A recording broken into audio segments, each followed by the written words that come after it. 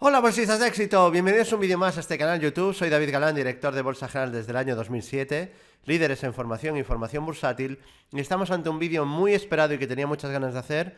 Hoy os comentaré semáforos e indicadores que yo utilizo que anticipan un crash o una caída fuerte de los mercados o incluso una crisis económica, ¿no? Son indicadores que vigilamos para saber si se avecina una crisis económica y además si vienen caídas en la bolsa. Comentaré mis famosos semáforos, en qué me fijo para ver si tengo que aumentar algo la liquidez, si es un momento para estar a tope en renta variable o si hay riesgo de que venga una caída y a lo mejor pues no hay que utilizar la liquidez que vayamos teniendo a través del salto de stops o incluso hacer alguna cobertura en índices, que eso ya daría para otro vídeo, ¿no? Es decir, cubrir la cartera poniéndote bajista en algún índice en un porcentaje menor a tu cartera. Cubrir una parte de tu cartera, por ejemplo, ¿no? Venga, pues vamos ya al lío, porque hay mucho que comentar hoy y espero que os guste, así que poneros cómodos, bolsistas de éxito, y empezamos. Vale, vamos a empezar primero con la rentabilidad del bono americano a 2 años y a 10 años. ¿Esto qué es? Pues es lo que te pagan por adquirir deuda americana a 2 o a 10 años. Obviamente lo normal es que cuando tú estás prestando dinero a 2 años, es un periodo de tiempo más corto que a 10, eso rente menos, es decir, que te paguen más, los inversores exijan más rentabilidad por invertir a 10 años que a 2, porque es más tiempo y pueden pasar más cosas, ¿no?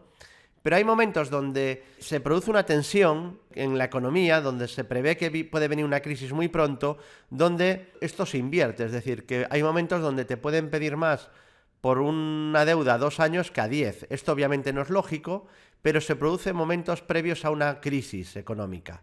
Ha sido así a lo largo de la historia y de eso vamos a hablar ahora a continuación. Pero antes tenéis que entender que hay muchas alternativas de invertir. Por lo tanto, es muy importante estar pendientes de los flujos de liquidez, hacia dónde va el dinero, ¿no? Decían en la película de Wall Street que el dinero nunca duerme. Bueno, esa es de las pocas partes de la película que es real, el dinero nunca duerme, va de un sitio a otro. A veces los titulares de prensa es que el dinero sale de las bolsas y no es verdad. El dinero sale de una parte específica del mercado y se va a otra. Si se va de renta variable, se puede ir a renta fija, se puede ir al oro, se puede ir a una divisa, al yen, al dólar, al franco suizo, luego puede volver al euro. Es decir, el dinero siempre se está moviendo. Pero hay un momento donde los inversores tienen más aversión al riesgo y otros momentos donde tienen menos, donde se sienten más atrevidos y otros momentos donde tienen más miedo. Y el dinero va fluctuando de un activo a otro en función un poco de esas expectativas. Entonces, es muy interesante pues comparar qué rentabilidad esperada tiene la bolsa. Se puede hacer a través de la rentabilidad esperada de dividendos, a raíz del crecimiento habitual o de la rentabilidad habitual de la bolsa, y compararla con activos de menos riesgo, porque libres de riesgo sería una palabra o unas palabras muy fuertes, ¿no? Pero de mucho menos riesgo, mucho más conservador. Entonces, tenemos que tener en cuenta que en el momento que los inversores conservadores, que ahora mismo además se encuentran casi atrapados en renta variable, es decir, hay muchos inversores conservadores que ante la falta de alternativas, bueno, un poquito ahí estaba lo inmobiliario, ¿no? Pero una falta de alternativas tremendo. De hecho, si se tienen capitales grandes, te cobran por tener el dinero en el banco. O sea, no es que te paguen poco, es que te cobran dinero. Entonces, ante esa falta de alternativa, de no puedo tener el dinero parado, la renta fija no me renta mucho, bueno, pues voy a ir a la bolsa, a activos que yo considere que son más seguros. Y ha entrado un flujo de dinero en el mercado tremendo, aparte de las quantitative easing, etcétera, ¿no? Entonces, hay que estar atentos de cuándo aparecen nuevas alternativas de inversión. Por lo tanto, un buen termómetro es el bono americano a 10 años. Ahora mismo, y se puede consultar, es totalmente gratuito consultar esto, ¿no? Lo puedes mirar en Google o en Investing, en este caso es un ejemplo buscándolo en Investing, está ahora mismo al 1,77% el bono americano a 10 años. ¿Qué significa? Pues que te dan el 1,77% de rentabilidad aquí. ¿Es competencia esto a la renta variable? En mi opinión, no. ¿Cuándo podría empezar a serlo? Pues yo llevo comentando más de 10 años que a partir de un 3, 3,5%, 3, 3,5, 4, 3,5, 4 diría más bien, pero bueno, puede haber algún inversor muy conservador que con un 3 ya diga, ¿de dónde venimos? Esto ya es un paraíso, ¿no? Entonces, se considera un activo de muy bajo riesgo. Si te están dando un 3,5, muchos inversores pueden pensar, conservadores, quítame de la volatilidad de la bolsa, quiero salirme ya de la renta variable, no de la bolsa, de la renta variable, de esas fluctuaciones brutales, y me voy más tranquilamente aquí que tengo asegurado un 3,5%, un 4, un 4,5%. Entonces ahí es competencia y el dinero puede fluir de la renta variable pues a renta fija y ir a ese bono americano a 10 años. Entonces, esto es un termómetro interesante para ver dónde puede haber competencia de la renta variable y provocar una salida de dinero de la renta variable y caídas, por lo tanto, de la bolsa. Estamos ahora al 1,77. No es una competencia, en mi opinión. Todavía puede seguir subiendo. De hecho, bueno, pues si vemos aquí el gráfico, pues vemos que en los últimos tiempos ha habido un cierto rebote. Claro, veníamos de muy abajo. Veníamos de zonas pues de 0,50, claro. Desde ahí pues sí que hemos tenido un rally importante, pero tampoco estamos a unos niveles extraordinariamente altos, ¿no? Entonces, no considero que esto sea tampoco una gran competencia ahora mismo a la renta variable. Fijaos que ahora mismo te pagan el 1,77% por invertir a 10 años en la deuda de Estados Unidos, mientras que para invertir a 2 años te están dando el 1,15%. Por lo tanto, esto es algo lógico y normal. No está invertida esa curva de tipos. Lo podemos ver a través de este gráfico de manera mucho más clara. Este gráfico se puede consultar en la FRED de San Luis. Os dejaré también ahí abajo el enlace de este indicador o de este gráfico, ¿no? Para que lo podáis consultar con tranquilidad cuando queráis. Y aquí nos marca de manera muy visual cuando se invierte la curva de tipos, que podrías tú hacer la resta, ¿no? Te lo acabo de enseñar cómo hacerlo, ¿no? Pues coges el de 10 años, 1,77. Menos 1,15, pues bueno, esos son 62 aproximadamente. Bueno, pues tenemos que tener, aquí lo veis, 0,63. Bueno, pues redondeando es lo que da, ¿no? Entonces, es muy sencillo, pero si quieres tenerlo de manera muy cómoda, y esto se actualiza constantemente, pues podemos ver cómo está esta curva de tipos. El problema es si se invierte. Vuelvo a insistir, el por qué. Porque esto nos está marcando tensiones y es algo ilógico, ¿no? Pero de vez en cuando hay expectativas de una crisis o de que la situación se está complicando en el corto plazo y en cambio a 10 años dices, bueno, a 10 años esto ya habrá mejorado, ¿no? Entonces llegan momentos donde te exigen más rentabilidad por 2 años que por 10, ¿no? Se está pagando más a 2 que a 10 años. Fijaos que cada vez que eso ocurre, está ensombreado aquí en gris oscuro. Estos son periodos de crisis, de recesiones, cuando el PIB de Estados Unidos se contrae y previamente, fijaos que coincide con que la curva de tipos se invierte. Aquí tuvimos inversión de curva de tipos a finales de los 70, luego vino una crisis, se vuelve a invertir la curva a principios de los 80, luego vino una crisis, se vuelve a invertir la curva en el año 89, luego vino una crisis, se vuelve a invertir la curva en el año 2000, luego viene esa pedazo de crisis de las .com. Podemos ver aquí cómo también se invierte la curva de tipos entre 2006 y 2007 y luego viene una gran crisis y de manera muy suave, y además hice un vídeo aquí para explicarlo, y os anticipé que iba a venir una recesión que probablemente iba a traer una caída brusca del mercado, pero muy rápida, que iba a ser menos intensa que la de 2008, porque solo se había invertido muy poco tiempo, y luego exactamente es lo que pasó. Te dejo ahí ese vídeo donde te lo expliqué antes de que ocurriera, ahí arriba a la derecha. Como veis, funcionó perfectamente de predictor, que para eso lo usamos. Siempre nos quedará la duda de que si hubiera fallado de no existir la crisis sanitaria. Pero el caso es que al final avisamos de que era lo probable y acabó ocurriendo en el plazo previsto.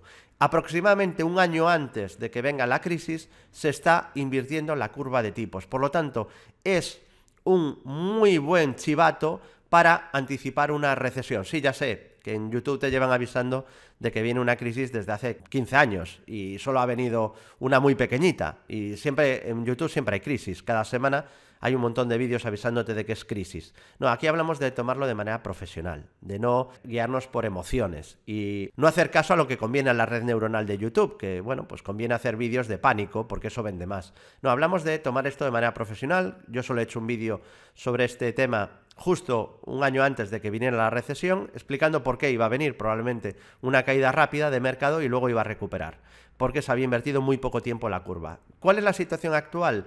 Pues de momento no está invertida, por lo tanto este semáforo está en verde. Este semáforo que nos avisa de si va a venir una crisis económica, un gran crash bursátil, sigue en verde. Es cierto que el mercado puede caer fuerte sin que venga una recesión, pero caídas fuertes reales de mercado, esas se suelen producir con una crisis también de por medio. Es decir, hay momentos de cierto miedo en el mercado sin que haya una crisis. Simplemente pues hay un momento puntual de miedo y el mercado cae un 15, 20%, 23%, bueno, pues luego recupera y no ha pasado gran cosa, ¿no? Un susto muy fuerte, pero no es una caída de las que hacen muchísimo daño.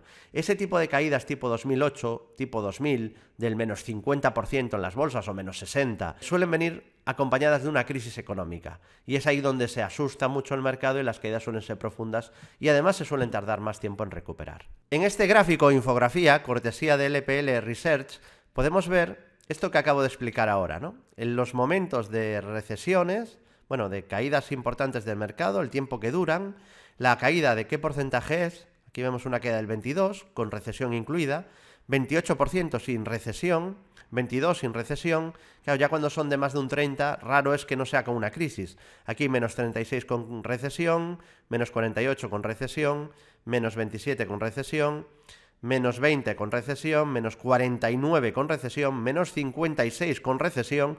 Es verdad que por ahí se cuela también un menos 34 en la que no hubo recesión, que fue el crash del 87. Es poco habitual este tipo de caídas de más de un 30 sin una crisis, y cuando las pocas veces que se pueden producir, luego vienen con una recuperación en V, ¿no? Porque no hay esa crisis que haga que la caída dure mucho y se tarde en recuperar, sino que se debe más bien a pánicos puntuales del mercado.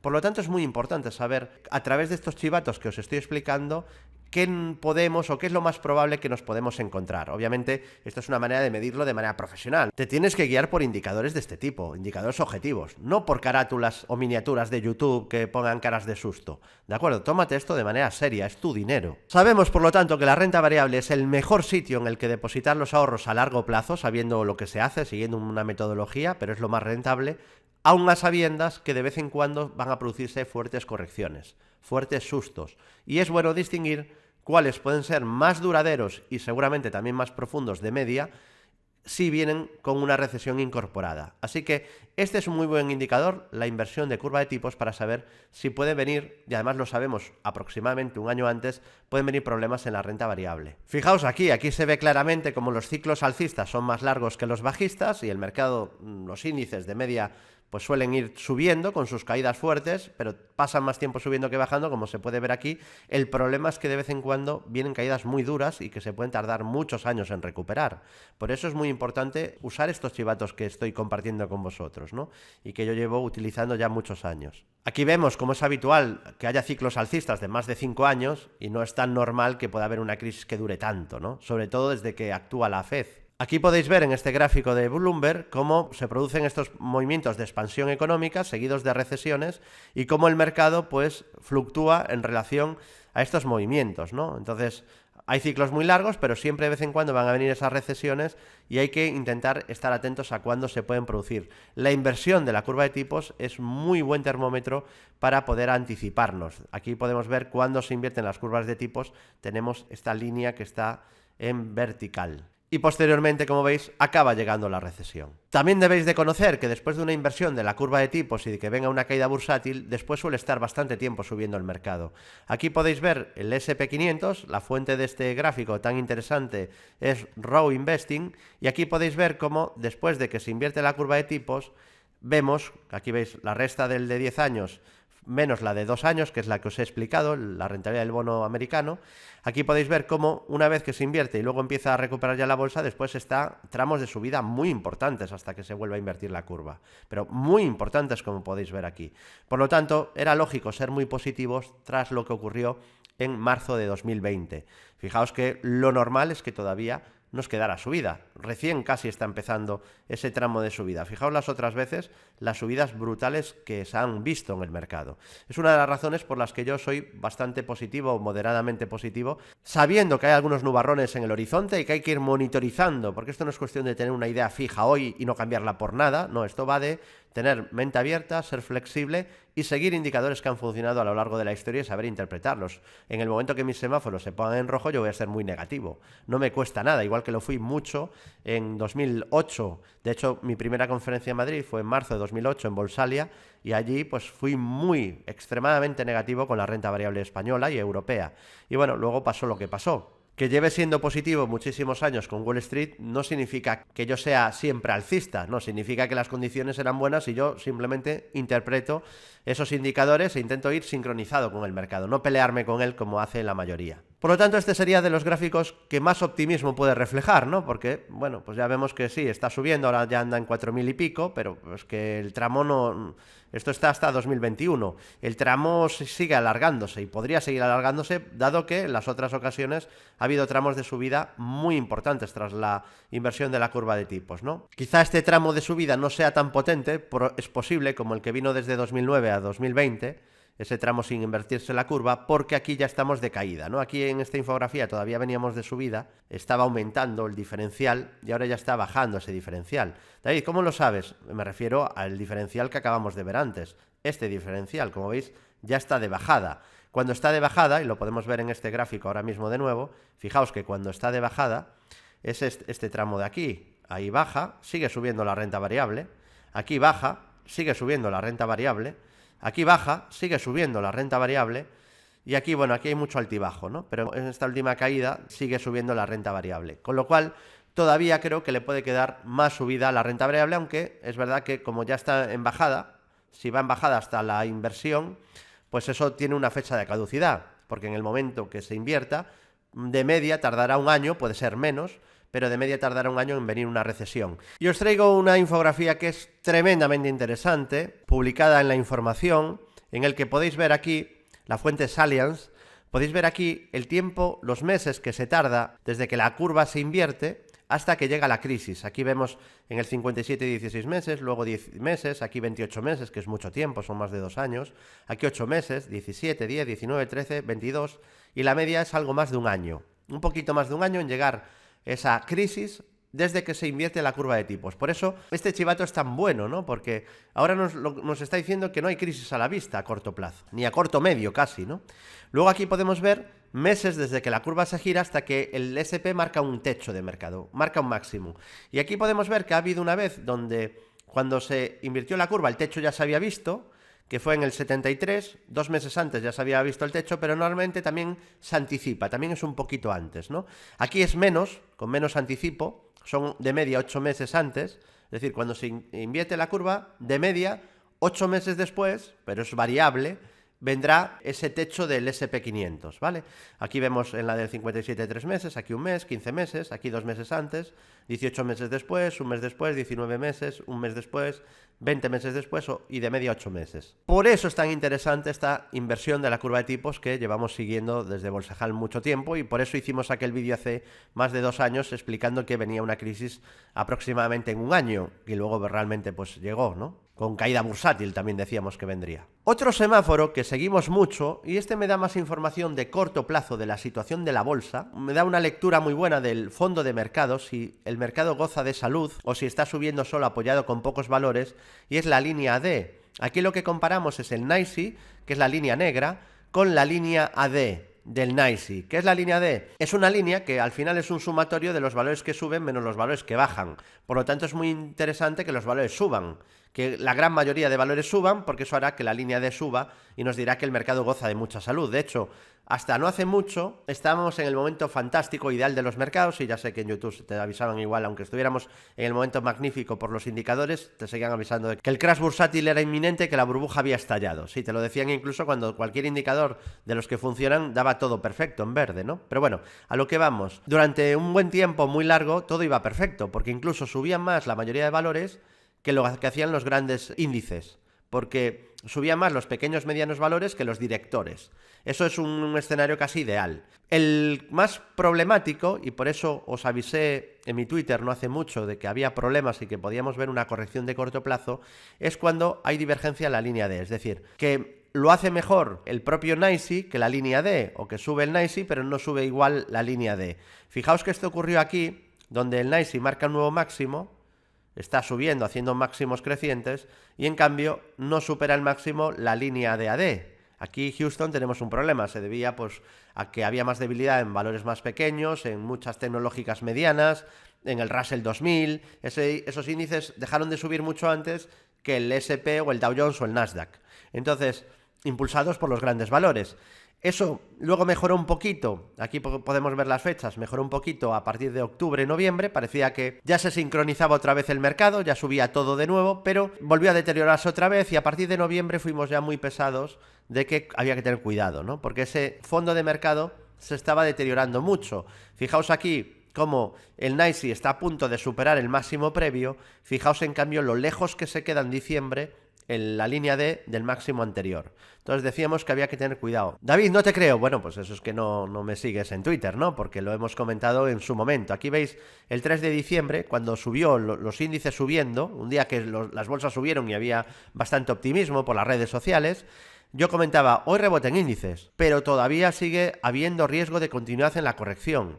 Donde veo el problema mayor a corto plazo en tecnológicas, no ha habido contundencia hoy. Sí fue positivo que subiera la mayoría de valores. Y el 13 de diciembre comentaba, todavía hay riesgo de que el mercado necesite consolidar más. El deterioro en algunas zonas de mercado es bastante importante y no creo que Apple y otras puedan seguir tirando sin un descanso previo.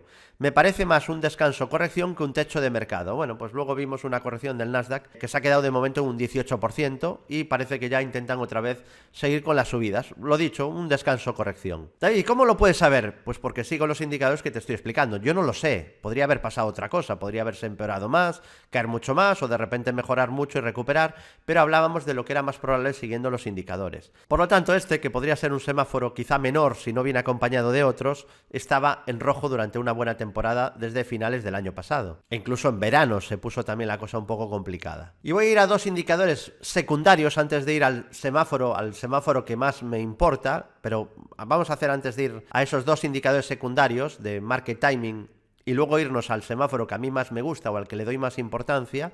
Vamos a hacer el resumen de los semáforos que hemos visto hasta ahora. Semáforo de la rentabilidad del bono a 10 años, está en verde. El 1,77% no es una competencia a la rentabilidad que ofrece normalmente la renta variable. Por lo tanto, es difícil que haya un trasvase enorme de la renta variable aquí, porque no es un activo refugio que dé mucha rentabilidad, ¿de acuerdo?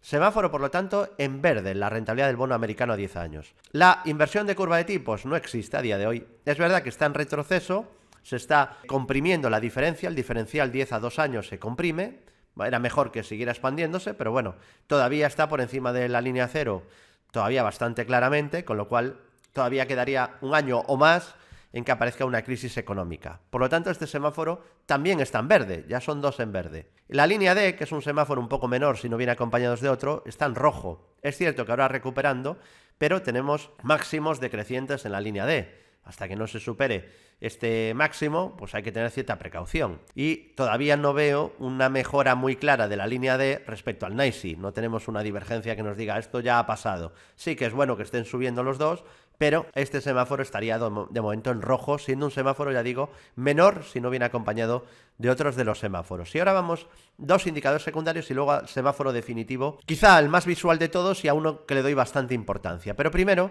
que es el de flujo de capital. Vámonos primero a este indicador interesante, que es un poco de market timing, nos sirve como para ver si puede haber una reversión a la media en momentos extremos y para ver también qué deterioro está habiendo dentro de un índice. En este caso, eligiendo el Nasdaq, por ser el índice que se deterioró más, el fondo de mercado, aquí estamos viendo pues el número de acciones del Nasdaq que están por encima de su media de 200 sesiones. Y ahora mismo hay un 21% de acciones, se ha llegado al 15%, ha llegado a caer al 15%, lo cual es un nivel ya muy bajo. Fijaos que en las anteriores caídas, diciembre de 2018, muchos no la recordarán, pero fue una caída dura en la tecnología, o la de marzo de 2020, está seguro que la recordáis más, también fue una caída muy dura en el mercado en general y también en la tecnología en particular, se llegaron a niveles incluso un poco más bajos. Pero ya estamos hablando de niveles extremos, desde donde suele haber una reversión a la media, es decir, al menos un rebote, que es lo que estamos, creo que empezando a ver o ya viendo. La duda es si esto todavía puede caer más, y esto solo es un rebote para hacer un pico y seguir cayendo, pero ya estamos en niveles, lo comentaba hace una semana, que estamos en niveles cercanos a un intento de rebote, a un rebote técnico, al menos para aliviarse esa sobreventa o esas caídas tan rápidas que han llevado a un número muy grande de valores del Nasdaq por debajo de sus medias de 200 sesiones. Este es otro indicador interesante, que es el número de nuevos mínimos, y aquí podemos ver en el Nasdaq cómo el número de nuevos mínimos del Nasdaq se ha disparado. No a niveles de marzo de 2020, pero tampoco le han dado tan lejos, ¿no? Hemos visto un repunte aquí en alguna sesión realmente tremendo, ¿no? Entonces, ha habido nervios y ahora parece que baja mucho la volatilidad, vuelve a estar a niveles más habituales de nuevos mínimos y la cosa parece que ese pico de volatilidad ya ha bajado y se está tranquilizando. También seguimos mucho el VIX, además lo metemos siempre en los resúmenes de cada semana, el resumen probablemente más completo de bolsa en YouTube, todos los domingos. Este domingo no sé si lo podré hacer. Contad que lo va a ver porque voy a hacer todo lo posible para hacer el vídeo. De hecho, ya estoy haciendo el resumen, el guión que me lleva también bastante tiempo hacer, ya lo estoy elaborando. El problema es si voy a tener tiempo a grabarlo. Probablemente, y perdonadme, va a ir sin editar el vídeo. ¿Por qué? Pues porque cada año soy docente en el máster en Banking and Finance en la F Business School, desde hace ya más de una década en A Coruña, y me toca dar la clase este fin de semana. Entonces, tengo que dar la clase y no puedo estar haciendo las dos cosas a la vez, obviamente. Entonces, no podré grabar el vídeo el viernes, no podré grabar el vídeo el sábado por la mañana, así que me queda la opción de grabarlo sábado por la tarde o de noche y no da tiempo a editarlo lleva muchísimas horas. Esta semana probablemente no se lo pasaré al editor y lo editaré yo rápidamente, irá un poco de aquella manera, ¿no? Pero espero que lo entendáis, creo que es una semana en la que merecerá el esfuerzo quizá de hacer el resumen sí o sí, porque hay muchas empresas que han presentado resultados, pero me voy a tener que saltar un poco el tema de la edición y editarlo lo más rápido posible, a ver si lo puedo terminar en la madrugada del sábado para que lo tengáis el domingo. No lo puedo prometer al 100%, pero bueno, ya sabéis que los que me conocéis, pues voy a hacer todo lo posible para que no os quedéis sin resumen semanal. Aparte, este viene cargadito de resultados, ¿no?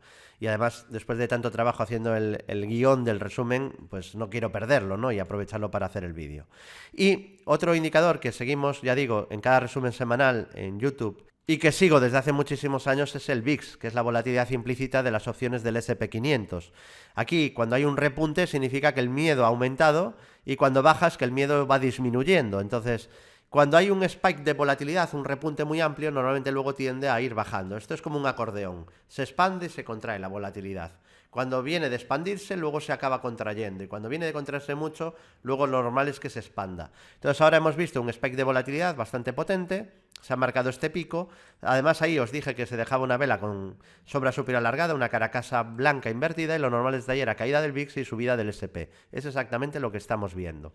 Obviamente puede haber repuntes nuevos, pero después de este spike vuelve otra vez la ola a retraerse, ¿no? Llega la ola, es como una marea que luego se retrae. Este es un buen indicador también para ir siguiendo un poco el momento de mercado, ¿no? Este ya sería incluso de más corto plazo. Y sin más dilación nos vamos a ver ese último semáforo, que es el único donde ha habido novedades recientemente, que es el semáforo del flujo de capital. Es algo que en los seminarios de los martes lo vemos muy habitualmente. De verdad, si quieres estar al día de los mercados y tener la mejor información que hay en habla hispana, y los que probáis el servicio me lo confirmáis, que no os esperabais tantísimo contenido, obviamente lo de YouTube es un pequeño aperitivo, pero bueno, al que le guste, pues puede dar un paso de gigante y apuntarse al centro de traders.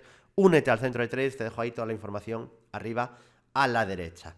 Y bueno, ahí comentamos muy habitualmente este indicador, este flujo de capital, y explicamos cómo se hace. Aquí estamos comparando un índice de renta variable global de la bolsa americana frente a un índice de commodities, de materias primas, y un índice de deuda de Estados Unidos. Bueno, ¿cómo funciona esto y qué lógica tiene? Pues lo que queremos saber es si el dinero está sobre todo en la bolsa o se escapa de la bolsa a los otros dos.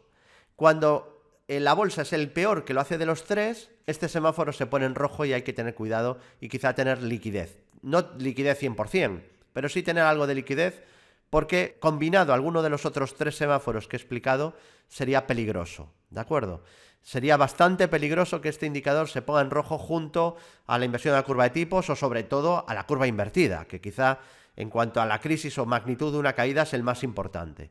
Entonces, este es muy bueno como timing junto a la línea D y es uno que me gusta muchísimo seguir y muy importante. Fijaos que bien ha funcionado a lo largo de la historia, ¿no? Vamos a ir viendo los puntos donde se ponen en rojo los dos indicadores de abajo. Ojo, hace falta que se pongan los dos en rojo.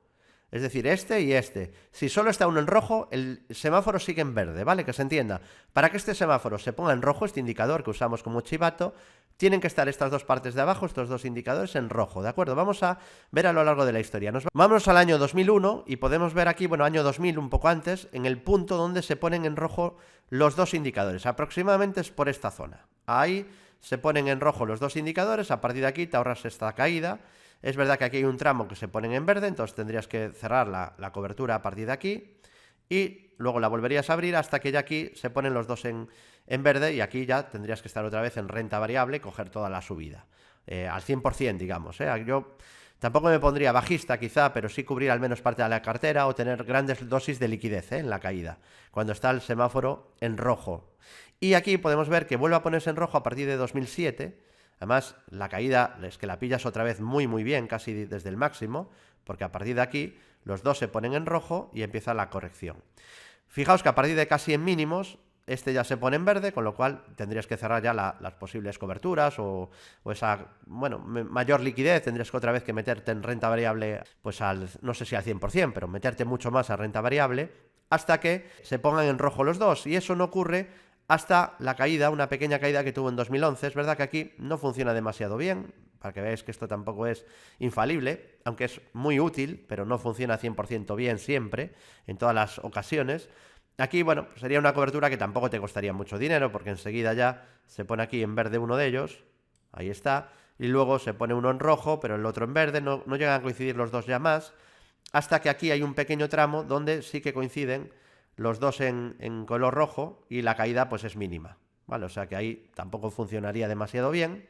Y luego llega otro momento donde se pone en rojo, aquí pillas una pequeña parte, la última parte de la caída, esta parte de finales de 2018, aquí lo veis, te ahorrarías esta caída, que bueno, no está mal, es una caída a lo mejor de un 10-15%, y luego ya se ponen otra vez en verde todos, hasta la semana pasada. El viernes de la semana pasada, porque esto es en gráfico semanal, hasta el cierre habría que esperar, digamos, a ver cómo se ponen estas barras verdes o rojas.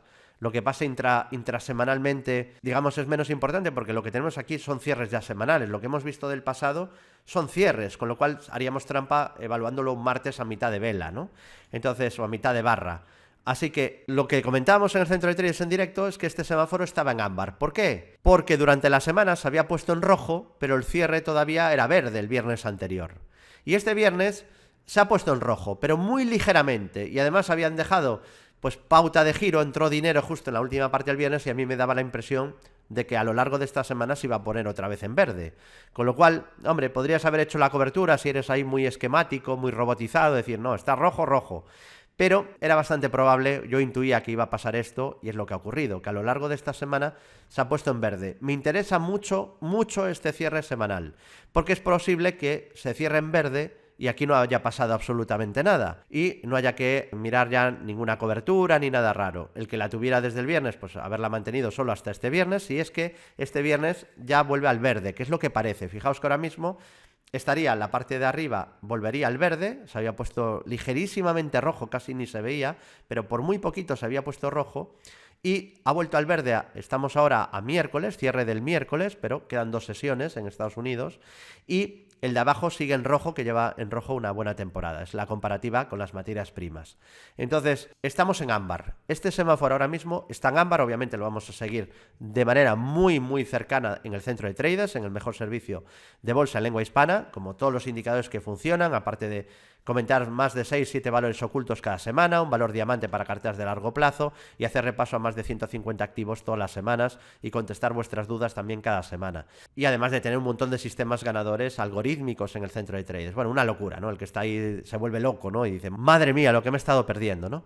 Pero bueno, me interesaba mucho hacer para vosotros de manera gratuita también este vídeo especial sobre chivatos que nos indican cuándo viene una crisis, comentar mis semáforos, los semáforos que vigilo a día de hoy. Bueno, y después de haber visto todos los indicadores, David, ¿cuál es el resumen? ¿Hay que estar ahora en la renta variable o los semáforos indican que no hay que estar? Bueno, estamos en una situación algo más compleja, que es lo que estoy explicando en televisión todos los viernes o también en la radio los martes. Estamos en una situación más compleja que antes, un poco más peligrosa, pero yo creo que el fondo de mercado todavía es sano, porque no tenemos tampoco avisos de una recesión bursátil, el flujo de capital sigue estando en renta variable, es cierto que los bonos pueden tender a subir, pero todavía están a niveles muy bajos la rentabilidad, no hay inversión de curva de tipos, y sí que atentos ahí a ese flujo de capitales, pero aunque está fluctuando un poquito, está ahí el semáforo en ámbar, yo creo que todavía es un momento para estar en su mayoría con una liquidez pequeña, pero en la mayoría de porcentaje hay que estar de momento en renta variable. No estoy ahora mismo 100% invertido, ¿no? Así que, bueno, creo que pudiera haber alguna turbulencia extra porque no se ha acabado de recomponer todavía la línea D, ese semáforo sigue en rojo y el otro está ahí en ámbar, con lo cual puede haber ahí fluctuaciones, todavía algo de volatilidad, pero todavía lo que es el fondo de mercado creo que es positivo, no estamos en un momento muy negativo, muy peligroso con semáforos en rojo. Sí que hay alguno en rojo, como hemos dicho, de timing, de fondo de mercado, y esto pues probablemente fluctuaciones a corto plazo, puede que después de este repunte necesitemos alguna consolidación o incluso volver a los mínimos previos, no lo descarto en absoluto, pero creo que es un momento donde todavía se puede estar en renta variable. Ese sería el resumen. ¿Vosotros qué pensáis? ¿Pensáis ahora con toda la información que disponéis? ¿Hay que estar en renta variable o pensáis que hay que estar totalmente fuera y bajistas? Os leo ahí abajo atentamente en comentarios. Creo que os he dado información interesante, ponérmelo ahí abajo en comentarios, si conocíais estos semáforos, si os lo seguís y si la información que os he dado en este vídeo os parece útil, ¿no? Si es así, por favor, ese like y sobre todo déjame un comentario, necesito saber si este tipo de vídeos os gustan y si esto os aporta más valor que si yo pongo una carátula así de miedo en la portada y comentando que algún inversor pues se ha puesto bajista y dice que el mercado va a caer un 90%, ¿no? Que nosotros vamos a intentar ser lo más rigurosos posibles, daros información, no mentiros ni siquiera en el título ni en la miniatura, aunque eso pues nos perjudique la red neuronal de YouTube, porque a su vez la red neuronal pues depende de las emociones humanas y a la gente el miedo le excita, ¿no? No es tan racional el ser humano, el ser humano es muy emocional. Bueno, espero que este tipo de indicadores objetivos que funcionan y que también se pueden seguir con tranquilidad os haya gustado, os haya aportado un poquito de luz. Y no descarto, pasado un tiempo, como esta vez que han pasado casi 2 años desde el anterior, pues volver a hacer algún recopilatorio de cómo están los indicadores, aunque lo hacemos cada semana los martes en nuestro centro de traders. En el seminario premium de los martes, luego hay 2 vídeos más cada semana. Si quieres otra masterclass, pero en vez de semáforos que avisan de crisis o crash bursátiles, uno de indicadores técnicos, te lo dejo ahí arriba a la derecha. Uno de los vídeos más vistos del canal. Si no lo has visto, pues yo te lo recomendaría que lo vieras cuando puedas. Tienes muchísimos vídeos en este canal explicativos para aprender desde qué es un split, un contrasplit, un stop, qué es una ampliación de capital, cómo usar la plataforma Visual Chart de manera profesional, qué son los indicadores. Explico gran parte de mi método para invertir desde cero, mis 10 mayores errores de inversión a lo largo de mi carrera como inversor. Bueno, tenéis una barbaridad ahí de vídeos, os recomiendo si os gusta el contenido que os los veáis. Lupa hacia arriba, bolsistas de éxito, si has llegado hasta el final. Si le das a la derecha, suscríbete al canal. Si le das a la izquierda, te dejo el vídeo sobre la realidad oculta del trading y lo que no te quieren explicar. Y arriba una lista de reproducción que es un mini curso de introducción a la bolsa. Muchas gracias, bolsistas de éxito, y hasta el próximo vídeo.